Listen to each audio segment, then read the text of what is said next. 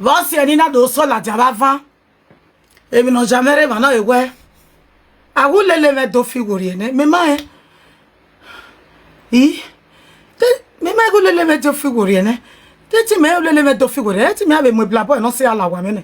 A dit mon parowa. Mais a wa me blabo la wa na on va pas bien. A ouais, au kono de straight itakpia. Ikpe arrive lo e. Ikpe ari la ke. That e yan fie lo wori ene. Wa aro wo do keke no age. Wa me hon that a week be anibu. Iyagi la koko nege wo godo. Iyagi la koko ne lwe ke robada okwobe. Iyagi la koko ne ya mo kwobe ga ogun yan. That yan fie mi ya wori ene. Ije. Ine me ma e. Ikpe ana to sime. Iwi mo imokpe a. Adeke no se meje o ware me so 3 months ma mi egbe. Me ma ge lo figure ene. To wa tamame.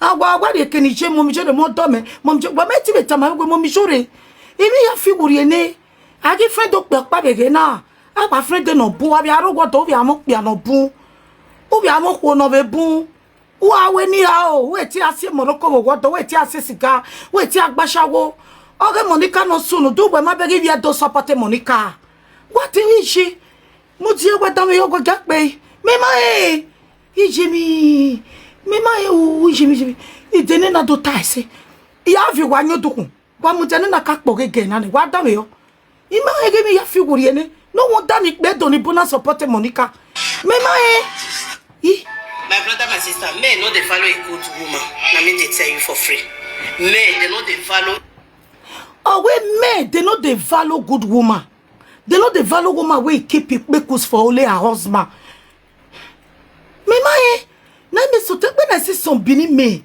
they say not me wetin Monica do not me no be bad thing so me I don't know why una no tell me say Lord don't change even una wife still dey do am nobody no me amen me no ro what on me no wa keep o me na ja mere ya yuwe hijimi me na ja mere ya yuwe because it maybe surprise boy abi yan na ikpe edo ni wa support me awana me make it obokun kwa be we me na gbaja mere yuwe ijimi oja agba mere e bucket ni yawe ya fiefo abe na o bi to gwe ni te ya yuwe me ya fiefo igwale blabo pa mu anya mo no magbe party ni go no be tikata yes 300 ajo are iji ya pe di video me ma ege mi ya fi wori ene ige me na gbaja mere yuwe ijimi nene bucket oyi wa ya finish ne ba ya wa agu oho igbe ja mere yuwe me ma ijimi emi no sunu da Monica na o wa open many home iji uwe ke no na wa open especially those Benin men that support it iji me ma ege do bo kwa beje because me ege ina ba abi ni na ikpe edo so what woman clarify ma bi agbon woman me a laughing man no we can choose our life anything we like other film mama na kwe ma gbesa yere roge o be logwa isa na gbe yere ro pe e logo na una we are the ojo irogi ya wori omo e wa gbesa yo werere e wa gbesa ye da ferere we anything we really tamo da for working ga wonu e ishi imegi lo fi wuri ni wo ga me na gbaja mere o wa na wa go me wa ya mere ya yuwe me wa ma bi ti be tamame wa u me gbe sha so lo bo we si don Monica ma ve ige mi ye go boku wa ni bo wa double date wa u me gbe sha for many years now o se mi awa travel amira o ga me wa ya yuwe e ti pe aku me kun wa ni wona mi tame o sa lo ba mi afi wa weri e tete gbe ya time ni wa amire nlo because e na rikwe ina o ba bi ko be so ga ta wa amire aya yuwe o pia na akon we so wa meti be tama mi pe edo wa meti be tama mi bi ata be la video ma wa amire yi e ya yuwe me ima o especially ko na agwa lo mo o pe me ti wa do lobi enya we bana omo mo ware ado pe no we mo eyan nya mo wa mo mere gi odo omo ni mo gogo odo ezozo your peace go come be silent Mama tita mama every day ya time mana iwe okwo ezo seva uwe atolo we kana hon wo jamere ye o jamere ye ikpe ezo ni do support Monica etu wa bege bebe lari mama tita mama we mo jore you are free to do anything you like oh wa ti wa bebe ya na and wa wo bi to wa ri wa mu me you gbe ya ina ya mere ya you me for many years mama tita mama wa wo ri exist be we bu ikpe abunogun megun everywhere iwa de ticket ya gbe to wisi ba iwo mo ni ko wo gba ipe igo wa mama tita mama me na wa ya mere ya you me wa ba lo me sugbe loko okono roboto wa lo eke robo wa la lo we kiya me na wa kipe gbe me na wa musalobo na wa munyawo na we when you are serving God don't miss it with those nyama thing go me ti be tie me WhatsApp no wata ma me we jora agi ya mere ya you we no se we ro wa ni be gwalo ma me no do anwen we go me ti be advice me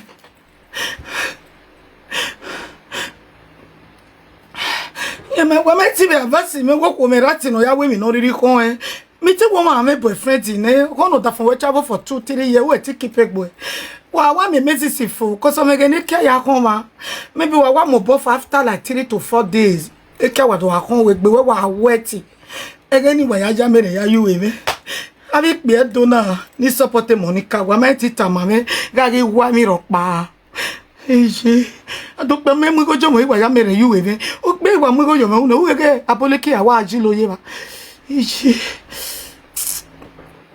wa o me gbe sha o atoshi me ni do ta mo wa ibe do ya we lo fi wori na ije ni to sansan o gwa me ti be ta ma me and no ba me rasa ti be bana ni ya mere you we me ya wa ya go re ne ene to we ya gion to we ni ya you we me wa mata ma me ge lo fi wori na we bro oh those so the days again our friend don't say me ve do it via we mi ma me again na feel lo wori ne many years in oh God mi ma kino kono rogodo na ge gbe do na de ba me we me na rogodo me na wa ya mere ya you me ge ro bokun kwa be we de girlfriend wa we me ba wo me tita ma me so ni me na wa ta ni di lo amere wa ati mo zo o ma son pa ori mu ke me o ge me na ga kin yo kin are ina ga kin yo kin are na do bu la me ina wa me be tu ma ton se ina do bu la me ina do zume you wa me ina be diabolique ba ina do mu pata ina usalo bua ina ga ye ina ga you ina ga ina go usalo ina mi ame poko avoye ti te me condom bet imalake o ma wa go salo bua wa we like this your prayer will not work we will mean as say we will dey in spirit you say na wa do alo amere abi pe ana ma ti be ta ma me lo fi wori ene abi pe agun megun okay papa ma gun megun be no dey na ku e be jemi ade ti ire be tie boneti ma ya even no wa de ticket me ya gbe won we ke ka mo se me ya to teme me ma re lo fi wori ene wa o me gbe sha for many years ina wa juza mere omo wi opa fi o egbe me na fi ame ken na wi je ina wi je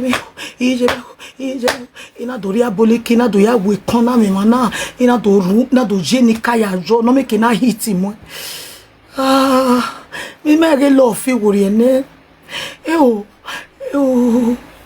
atuari olaluwe Monica o gbogbo ti wa do expose me yawe yanada o saba we se go confess because maybe one day na wo ko no roboto o gba de ki ayekun o wo ko yin laki o wo pe abe mi yan ko ni awo da fin gba lalowe ipe duna ina bi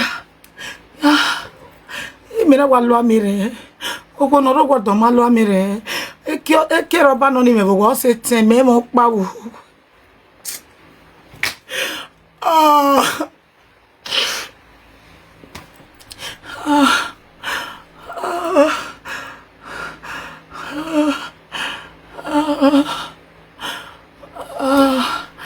Iye. Gawe na mi ya o tetere mi ya. Ni ya mere ye.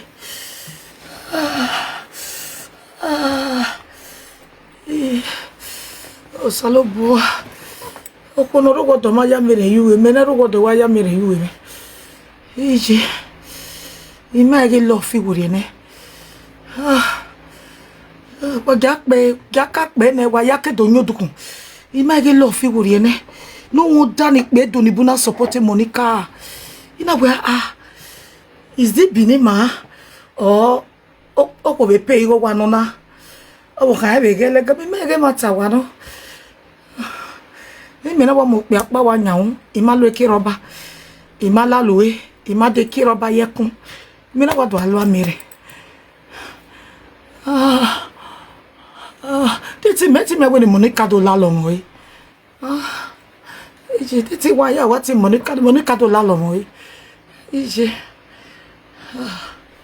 ima ya wa ti Monica e kiroba no de ye kuni ina wa ya lo amire tete me ge Monica la luwe Monica mi ati Monica ureba tete me gugwe la luwe wo do la lo go me o ge me na wa lo amire ima wo no da la fi wa je no wo da ni Monica na wo chaka be no na wo kwala be non a valo wanya na hara ina we me we there is something behind it. Monica why $80 lo mo ya ebe wa se France.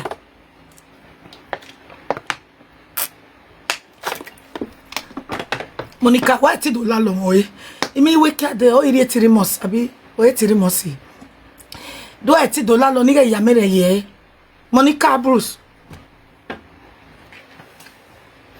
$80 lo mo ya mi ma edeti me ge Monica la lo e ikulu amere izuwa iwa ti ebe WhatsApp Monica ebe wa se France ebe no me o tiri France igi lo amere no ya lo amere ti Monica no do ya mo re pe o do mo ke o vie ke roba ga le gbere Monica do $80 lo mo we boss me won me mi o wa la loge ma be o la logo me do alo amere obi do ma we hina do la logo me o ma pe no ke be ro bi me be media do la lo mo Monica do la lo mo o Monica ne bo ya en ja to ari no bi do polo ijeje boy no we na be media no we saga do la lo mo egbe wo mene ni ya lo amere Monica me ma ewu we la luwe Monica ima ewu me ke roba na gba yekun ima ewu me ke roba na zin yo ma Monica me do la lo mo o igi lo amere o Monica ya de ticket no o do la lo mo boss me Monica go me tie no ba me ni ma so wo we no ba me tie me ebe we ma go yare visa no wọ́n gbé 1 week ni Monica do la lo mo igi lo amere awa igi lo amere igwa ame obi do no ro do na la luwe me do lo amere de Chris finish bi a finishing bi sira ware di rubber igogwo ya gwogo di rubber then it no ba me no Monica do la lo mo do ave mother fon were we more we mother fon were ma fresh say to ba we adi dey tie no ba me ni Monica mi no ba me +33 605 802 389 $1 lo mo ije titi me na aseni ni ma be tawa ya gwini no na we o iri mo wijore egeni mi ya bosu go no $1 lo mo mi mai gugwe la lowe mi na wa lo amere be 2 o'clock ogbe so 6 o'clock iwo we are here man sit by senena ke UK ade ma yes €100 with ticket I will pay for you or we pay your cost wo pe ya wo keke no zero jo ite no ba me no ne contact me okay $1 lo mo e wori ta mo ma pa ohonu we tamoma e bo ya hen ne wo la luwe ma we iro wo to bo we ta wo la luwe ma de so wo la ke we me niti Monica we do ge ni kie ma we kere nu bege stretch mark iro me gbe bege ya we me nit ge joy o kere shave won wa do me o vie kero ba were package ye carton wa vie yare iselete ni laki wo Monica o ta mama denu de o boss me no ta mama denu de e make now we chopping here they were no like say they were not say like say vegetable ni no ga le there on Facebook abi ya le hewe they no ya re nyanu abi ma eba ya le hewe won adenu do la lo mo yi then Monica la lo mo yi go be there ya wa ka bo nyane no la lo amoge wa mi ame Monica ogi polo ame ni ri kai na ame ni na jo la dianse we no ya von yu nu e Monica do la lo mo ige we me na ba yi la lo de o se me la lo we yo ni Monica do la lo Monica wa re ya ve go di nu e won ya ve de perfume nu e ya ve vu mo na ye sa zime nu ya gwa le mi no ma vi onu ya vi ave ni na no de ni vie mi so la di Monica gelere do la lo mo ye ya igogo ade no do la lo cause emi na gwe awa ya nwin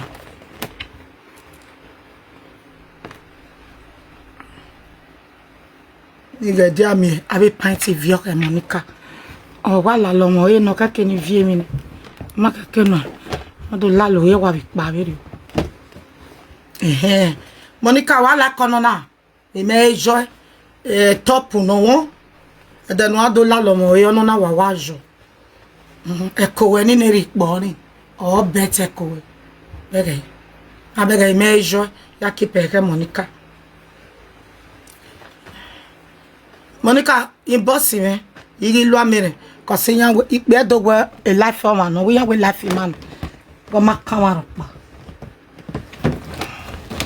ge ro na Monica ime ebe jono na ya be fi okewe ko se no ala lo mo ni o keke no lu sesi bege me jo ede ya vie viva na kewe e bon sef ime do like a pint ni mama kewe o kere ya kabo wa shave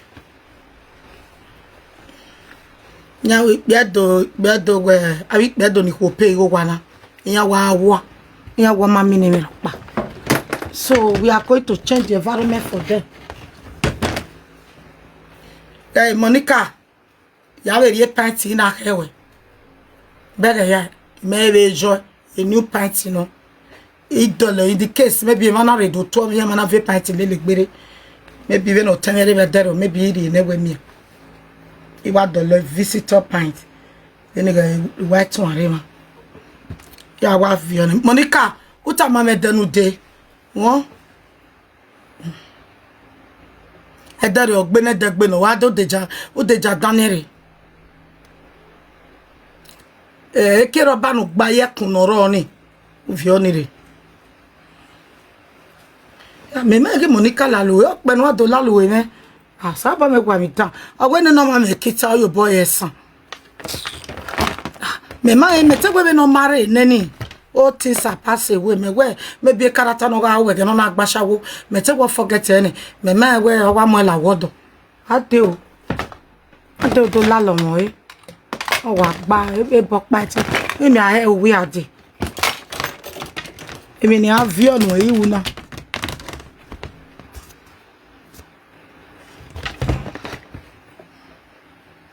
ewa panty na hina ene na ya wa vion Monica we need e na gba yo ni san we go vie kuna ime no boom no ya ewe emi ogbon no bege ya ono na bejo ime lo ya be ri ni Monica o ma na lalu we ni se yiri emi ro pa nu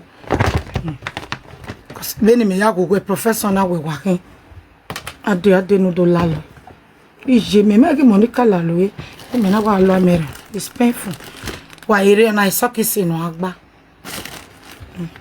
Ya woni do viole lek boka Monica. Money.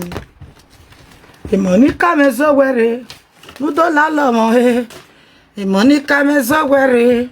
Ama Bruce me so were. Ijeje bo me so were. So were wenu so were. No do la lo mo he. The Monica me so were.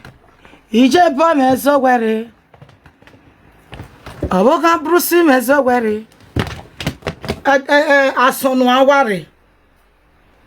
Asonu aware Monica wa jona jona na ga ibra ya wa vioni Monica you see a complete no o jere yana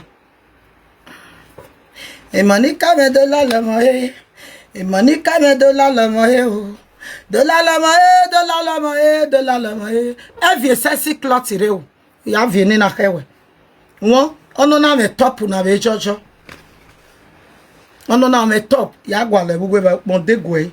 So all those things I'm going to give Monica.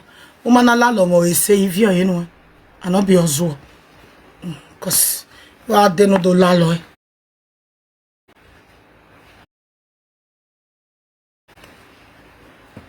cuz o dik eri mi ekwe ma wo declare ma the whole world ne come and suck me baby come baby come and suck me baby come and suck me come and suck me. Yeah, you go better than Monica suck it. Monica, come and suck my pussy. Come and suck me. Mara. EJJ boy, come and suck me. I know when you know vomit or no gillen, come and use it to suck. You may not love me. O Jack Bamere. Monica, what am I then with you? It's another manager with TikTok. Who had him with WhatsApp? Okay? Jigo bawe de ticket because we be ya. Wa dey ya hama we nwake UK dey. Every sexy cloth I have everything here. Me job me lo pa. We ro to turn na say. Yet zanzen ya.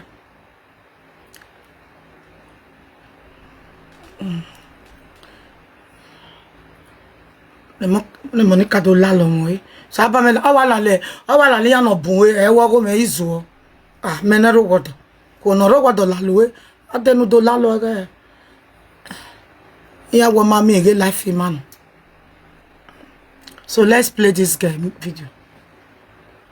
What kind of Christian forget our Monica when my Bible preach Bible na wo ga me kero ba no 7 wo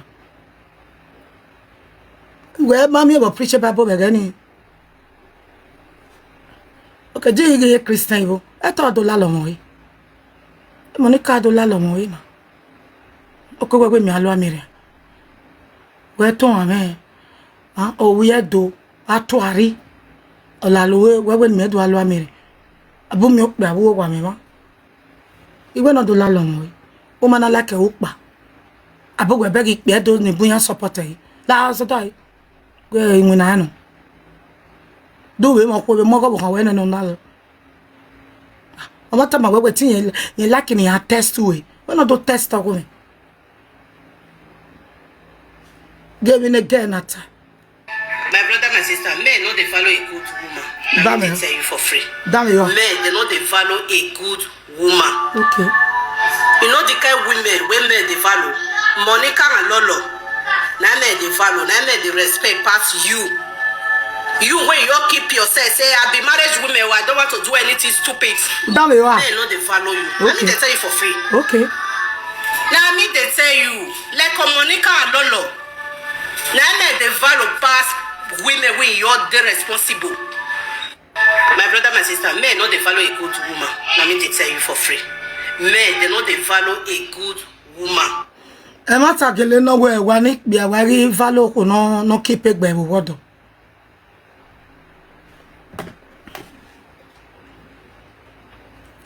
Any bini man who me we rob job with a marriage or go we get kiage wina.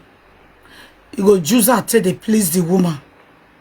E kiage we go wina. There are many men e kiage wina e ati ne koko. So other business marriage. They can do anything for their marriage. but you no go know.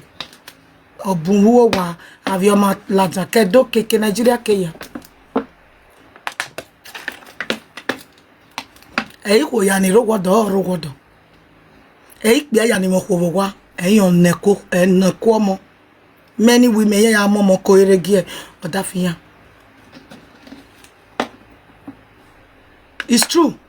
Many women ya momo ko ere. Like Dafe Monica na ya we okami accident ya wo bota ona affect otetere so eti neko mo.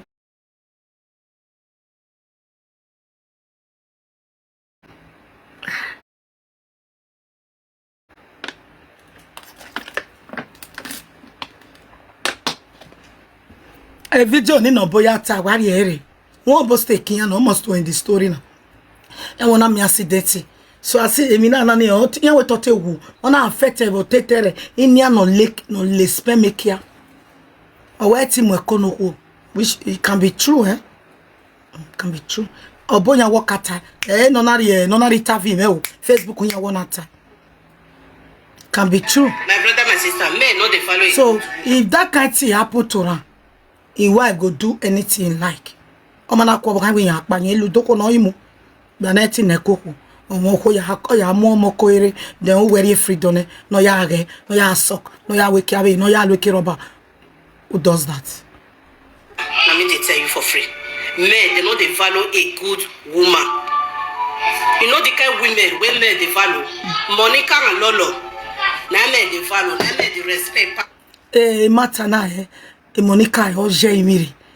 Igba mi video ni Monica we mere o I no dey watch her video. Awe Monica no wa do di mi la we. Ha. Ja ogele ni Monica ke we saga be Facebook. Ona okay ono na o mu etota.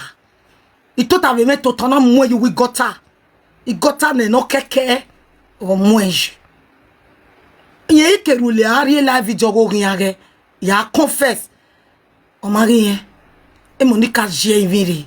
Ai. Yo wa anyanya o eyin o rire va eja get depression ya gbo relax when we wo ma ese ni na ya ge kenu keje ya ge mi ya nu we Facebook nu we do daima obiri no e man we polo la dia e so na we yan miamia forget yan celebrate we so we support we na yes so ni support we maybe we have ban yan why e mi we tag yan gbe e ya yere Facebook o. We relax, Monica. Your time don't expire. The wickedness shall see pay. Ujena, you are receive pay because you were so wicked. Uwe moko game ani ma moko gue. Uke do me mani Monica me gbe hero. Monica ujere we DNA test was on Facebook. Ujere we was on. So then you need to beg God to forgive you, Monica. If you want to have peace, I swear to God, you may take it as a joke. You go just lay down. All this one, Allah, I'll meet you. It day your heart. If you say Monica, not do you know if it's orange, not do it twin. Why we not do deep? When I watch Monica now, Monica don't finish. Young way. Hi. Na katale le de ona wo gbe do tovi no we gbe confess do vio by do we true to God yen ma ba lo lore ona the boy we true to God when ma tori yen din kiaye lo lo you know it prove a lot of points. Monica, you need to lead down a live video. A lot of Benin people swear for you. If you don't need more bogbu e mi we ta lo na obun se Avian is support where I book 5%. 95% they curse you, Monica. They curse you. They lay hand on you. They say because they have never seen Benin woman come out on market. Now you can jawe but where me on my time I but where in a care of water with 3 children. Oh yeah, what daffy ba woman, ere ya pay ya chawo ya koko ba soko. Many things where me there, even a palace na ke vie ma joba where me. Even where key. Where me anybody Benin woman. This thing with Monica do, you people mistake it away. No, I'm not parent of Bove Monica. Monica Bovoma. Wa wama Bove Monica. Ken allow. Mune allow. Aka weba no row. Wa soon wewu. So who wa me and Monica wa do with Facebook. Og Betty no wa. The no take be the saga queen. O make do take be saga queen. We magi a saga gelu. Where me take be me saga queen there. Have you ever heard me answer that useless name when I may be saga queen? God forbid. A queen of dollar will me. You know, is saga queen. Monica do evil. Monica, who are what the gwe? I'm telling you the truth. Ima when we money doing your way. You will beg all those people. All the Edo. Because they curse you, Monica. Monica, you will never have peace. A lot of people, you have said be native doctor, you got told when you are your monu. Have you know what? Have you marriage women need legal when you they curse you, Monica. They lay their hand on they curse you. Women who do ya mukwe dog botora de so who be me alago down. Who be me ogo. Who be lago down. O kwe do no matonya we taka we batu ari o ye dog bolo. They curse you. A lot of them lay hand on you. They swear for you. The only way for them to forgive you, you have to lay down public and say, Avije me. Avije no dede. Avije wa. Abo bo kon banedo. Okbe ni ke gbetina. Maybe a time you say na no saba when you repent. Wajabome. Zero zani do mugiwa. Ekina ni gele uwo wodo. Okwe do rock baro no we. Okwe do ro ni me ke bi are media. More than 11 years now. Ime bini woman ala janwe de kero ba yekun ya wo po be no ro wodo ikwe do ya waja bo me umana we oda we ora sono evenu ami they curse you, Monica. They swear for you. They swear for you. Even if I saw we run the video do they curse you. You bring a disgrace to especially Bini people, Bini women.